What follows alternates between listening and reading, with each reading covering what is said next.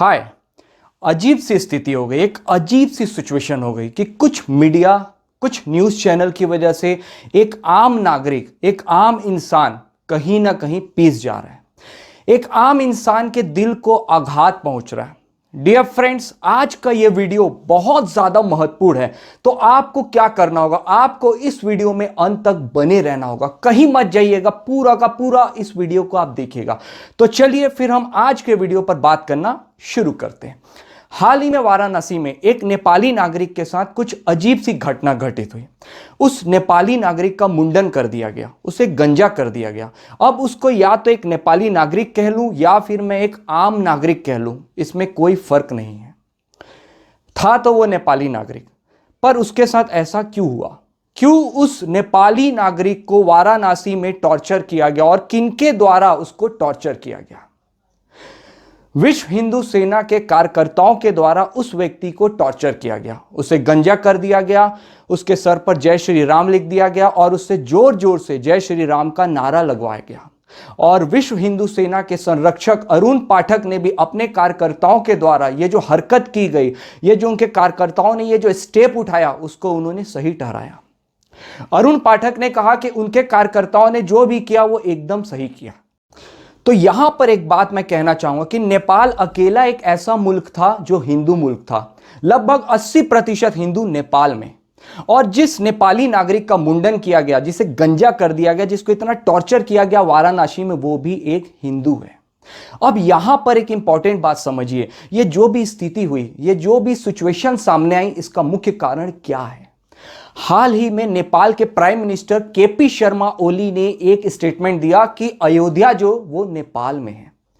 कहीं ना कहीं ये जो गुस्सा, ये जो आक्रोश बाहर निकला, ये उस स्टेटमेंट की वजह से बाहर आया।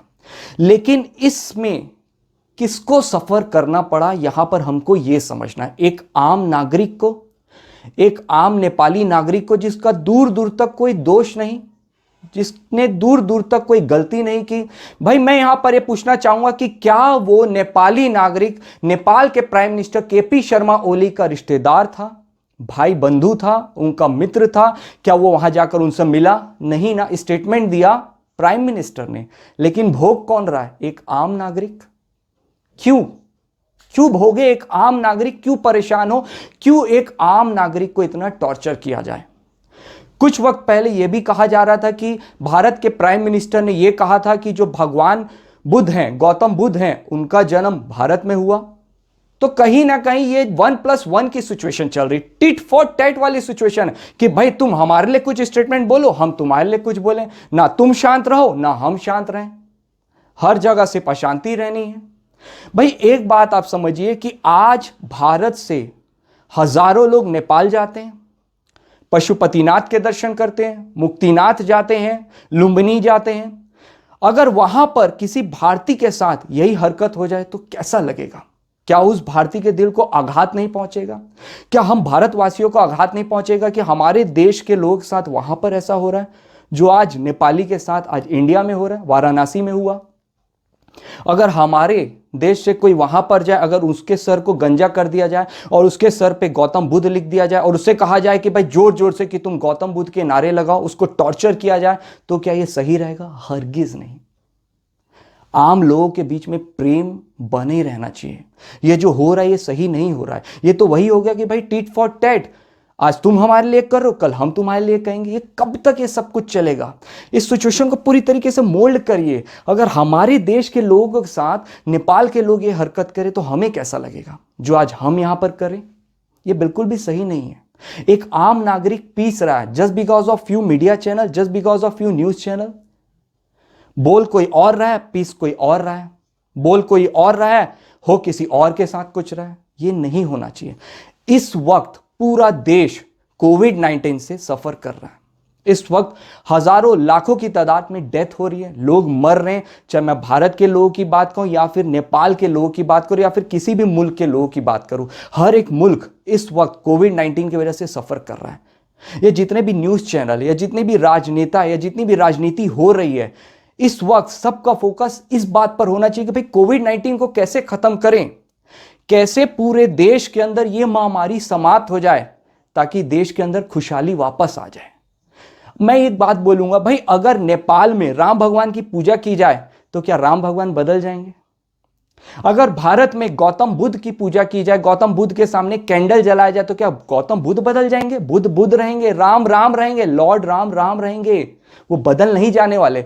तो क्यों भगवान के नाम पे ये सारे इश्यूज खड़े किए जा रहे हैं? क्यों झगड़ा किया जा रहा है? क्यों एक आम आदमी, एक आम नागरिक को टॉर्चर किया जा रहा है, जो हरगिज सही नहीं है? ये पूरी तरीके से सही नहीं है, ये गलत हो रहा है। सोचिए, एक आम नागरिक सफर कर रहा है, भगवान भगवान है, चाहे किसी भी मुल्क में उस भगवान की पूजा की जाए, हर मुल्क में भगवान तो एक ही रहेगा ना, बदलेगा तो नहीं। तो इस बात पर क्यों झगड़ा करें? यहां पर एक बात बोलूंगा दोनों देश के लोगों को, इस वक्त जो मेरा वीडियो देख रहे हैं, नेपाल के लोगों को कहूंगा और भारत देश के लोग कहूंगा कि एक बात ध्यान से सुनिए। Just because of you media channel, just because of use news channel की वजह से आप लोग आपस में झगड़ा मत करिए। कॉमन सेंस लगाइए। ये वक्त है ध्यान से सोचने का, ये वक्त है कॉमन सेंस लगाकर सोचने का। किसी भी चीज को गलत मत ठहराइए। किसी भी चीज को थोड़ा सा आप न्यूज में देखते हैं, आप कंक्लूजन में पहुंच जाते हैं। ठीक है, मैं मानता हूं कि उस नागरिक के साथ गलत हुआ, बिल्कुल गलत हुआ, और अगर हमारे देश के लोग साथ भी ये चीज होती तो वो अच्छी नहीं होती। किसी भी देश के लोग के साथ ये चीज कतई नहीं होनी चाहिए। लेकिन ये वक्त है आपस में ध्यान से सोचने का, चीजों को रियलाइज करने का। अब इस बात को समझिए कि भाई स्कूल में ये पढ़ाया जाता है, अध्याय में बताया जाता है स्कूल में कि लॉर्ड राम का जन्म इंडिया में हुआ, अयोध्या इंडिया में, और गौतम बुद्ध का जन्म लुम्बिनी नेपाल में हुआ। बच्चा बच्चा इस बात को जानता था। क्यों इस बात में आक्रोश पैदा किया जाए? क्यों इन चीजों को लेकर झगड़ा किया जाए? क्यों इन चीजों को लेकर दोनों देश के नागरिक के बीच में दूरियां पैदा हो? जो प्रेम है, जो प्यार है, वो बना रहे, वही अच्छा है ना। क्यों हम ये दूरियां लेकर आ रहे हैं? जस्ट बिकॉज ऑफ कुछ न्यूज चैनल स्प्रेड कर देते हैं, कुछ स्टेटमेंट लेकर आ जाते हैं, कुछ मीडिया हाउसेस कुछ स्टेटमेंट सामने लेकर आते हैं, जिनकी वजह से आम नागरिक एक दूसरे का दुश्मन बन रहा है, जो नहीं होना चाहिए। टिट फॉर टैट वाली सिचुएशन हमें नहीं चाहिए। अगर कोई सिचुएशन होना तो वो शांति और प्यार वाली होनी चाहिए।